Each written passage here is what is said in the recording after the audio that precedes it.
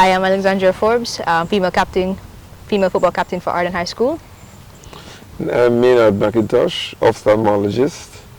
I don't want to say Dr. Maynard McIntosh because I wasn't born Dr. Maynard McIntosh, but yes, I'm an ophthalmologist, Ardenne High School past student.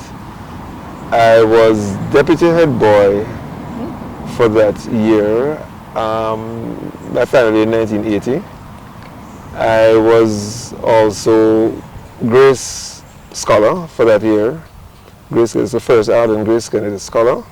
I did not get the Nelly Olsen Prize, which was which is still controversial. It went to a footballer. Oh. Can you imagine that? So, yes, but so I'm here for this interview, so let's get started. Okay, well, first I'd like to thank you and say it's an honor and a privilege to be the one interviewing you today. Thank you. You said that you were the head boy in Deputy head boy in 1980. So when did you first start going to Ardenne? So I came to Ardenne in 1973. That seems like many years ago. to most of you, yes. Came to Ardenne in 1973, coming out of Whitfield Town Primary. I think two of us from Whitfield Town Primary at the time came to Ardenne. And it was quite a significant transformation for me. Okay. Being in the Ardenne environment, because I think from the get-go Ardenne recruited good scholars or top scholars, and certainly they took the cream of the crop even then and still do now in terms of the academics. And so it was an amazing 7 years. Okay. Was tracks the only sport that piqued your interest, and how did you get started in it? Basketball, yeah, but I didn't like contact sports. Okay. Too much, because at the time I wore glasses because I was myopic. Still am, of course. I was myopic when I'm myopic, but I do contact lenses now. But at the time, you know, just the glasses and being afraid that the glasses would get bounced off, and you know. And glasses broken. In those days, spectacles were made of glass, not plastic. You know, so they fall, they break. And so I rather to be in an individual sport where, you know, you didn't have that contact.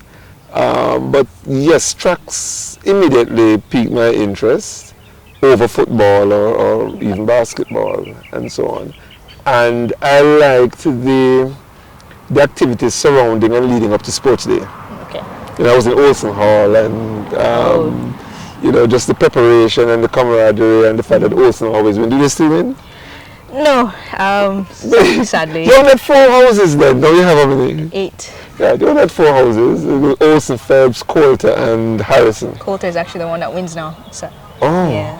Okay, so I think it was the activities around Sports Day that really piqued my interest. And interestingly enough, because I thought of it before the interview, what would I say?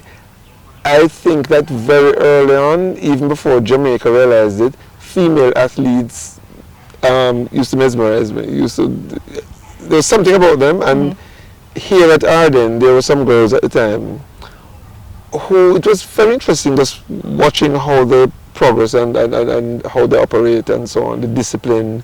Because back then, I don't know if it's like that now, but back then, athletes were multifaceted, so to speak. So, and both the boys and the girls. And so, if it's football season, everybody will be playing football. Not the girls at that time, of course. And then they would filter over into whether the basketball or track or whatever. Right. So the persons who used to do very well at track, for example, with the boys, were very good footballers. And so they would leave the football season, which ended around about close to December. Yes. And they transitioned into sports day, which was about January. And then prepare for Gibson and champs. Always ready. Always ready, because yes, you're always ready. So you're always fit, right, year round. And the girls now, I remember, I can't forget this girl, Patricia Hudson, for example. She always stands out. So she was a good swimmer, but I never used to really do swimming directly. But they had